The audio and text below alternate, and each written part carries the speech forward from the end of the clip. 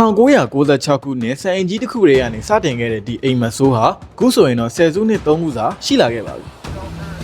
Survival Horror ဆိုတဲ့စကားလုံးကိုကဘာသိအောင်လုပ်ခဲ့တဲ့ Resident Evil ဟာအခုဆိုရင်ဇလန်းသစ်ခန်းစားမှုအသစ်တွေနဲ့ Resident Evil Requiem အဖြစ်ပြန်လည်ရောက်ရှိလာခဲ့ပါပြီ You there, Leon? အသက်အရွယ်ရလာပေမဲ့ပိုမိုက်ပိုဘတ်ဖြစ်လာတဲ့ Leoness Kennedy နဲ့ဇက်ကောင်အသစ် Grace တို့ရဲ့ဇလန်းကအာရီအင်ဂျင်ရဲ့ next gen graphic နဲ့ပေါင်းစပ်လိုက်တဲ့အခါမှာတကယ်ကိုရင်သက်ရှူမောပဲပါပဲဒါပေမဲ့ဒီလို realistic ဖြစ်တဲ့အမိုက်စား graphic တွေကိုရင်မထဲရောက်တဲ့အထိခံစားနိုင်ဖို့မိတ်ဆွေမှာလုံလောက်တဲ့လက်နက်တစ်ခုရှိပြီလား I don't want any more regrets. Whatever it takes, count me in.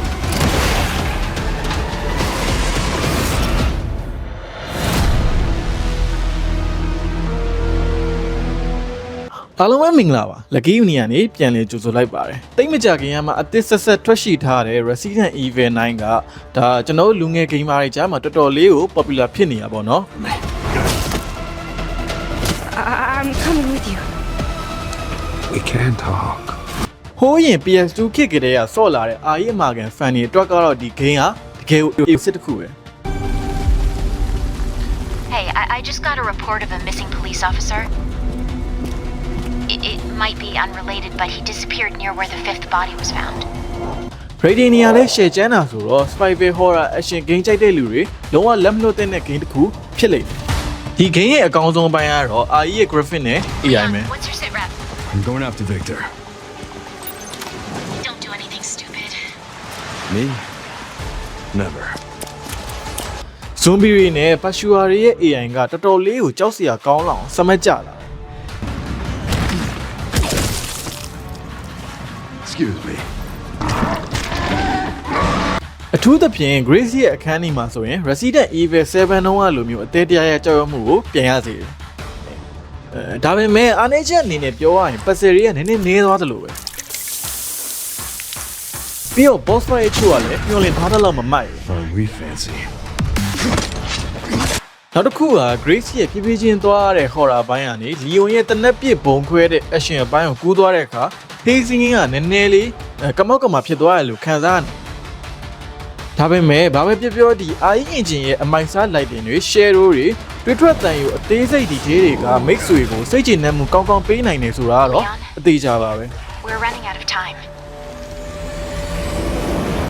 ပြီးတော့ဒီ game က optimization တော်တော်ကောင်းတဲ့ထဲမှာပါတယ်ကျွန်တော် Lucky Uni ကနေ Resident Evil Requiem ကိုစမှုအဖြစ်ဆုံးစော့ကစားနိုင်မဲ့ဈေးတန်တန်ဘေးလေးတစ်ခုကိုစင်ပေးထားပါတယ်ဒီကောင်လေးက Intel Core i7 တွဲချန်ကိုသုံးမိထားလို့ game ဆော့ရုံနဲ့မကပဲ video editing အတွက်ပါ share သုံးလို့ရပါတယ် MSI Z990P motherboard ပေါ်မှာ DDR5 32GB 6000 speed RAM နဲ့ WD Black NVMe PCIe Gen 4 1TB SSD ကိုတက်ဆင်ပေးထားပါတယ်အဓိက power ဖြစ်တဲ့ GPU အတွက် RTX 4070 Ti 12GB ကိုသုံးမိထားပြီးတော့ power supply အနေနဲ့ Montage 850W 80+ ကိုသုံးမိထားပါတယ်CPU cooler အနေနဲ့ cooling မိုင်းကောင်းတဲ့ Thermalright 360mm liquid cooler ကိုတက်ဆင်ပေးထားပါတယ်။ case အနေနဲ့ဒီ400 case ကိုသုံးပေးထားပြီးတော့ ARGB fan 10 လုံးကိုလည်းတက်ဆင်ပေးထားပါတယ်။ဒီလိုအကျန်းစား specification တွေကိုမှာ price အနေနဲ့က 44,900 ဘတ်နဲ့ Lucky Uni မှာဝယ်ရရှိနိုင်ပါပြီ။ RTX 4070 Ti ပါဝင်တဲ့အတွက် Resident Evil Requiem ကို 2K resolution မှာ ray tracing on ပြီးတော့ ultra graphic ဒီစော်ကစားလို့ရမှာပဲဖြစ်ပါတယ်။တကယ်လို့မိတ်ဆွေစီမှာ powerful ဖြစ်တဲ့ PC တစ်လုံးကရှိပြီးသား GPU လေးပဲ upgrade မြင့်ကျင်ပါတယ်ဆိုရင်လည်းကျွန်တော် Lucky Uni မှာ GPU အမြင့်နဲ့ install ရှိပါတယ်။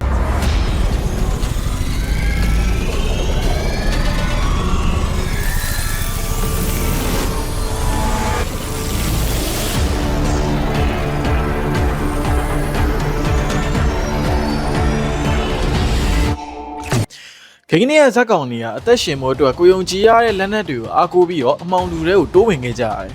။ကျွန်တော်တို့အပြင်လက်တွေ့ဘဝမှာလည်းမိတ်ဆွေဖန်တီးခြင်းနဲ့အမှုပညာတွေဖြတ်တန်းခြင်းနဲ့စွမ်းစားကမ်းတွေအတွက်ယုံကြည်ရတဲ့လက်နက်ကောင်တစ်ခုလိုအပ်ပါတယ်။မိတ်ဆွေရဲ့နောက်ထပ်ခြေလှမ်းသစ်တွေအတွက်အကောင်းဆုံး PC တွေတက်ဆင်ဖို့ Lucky Uni ကနေအစင်သစ်စောင့်ကြိုနေပါတယ်။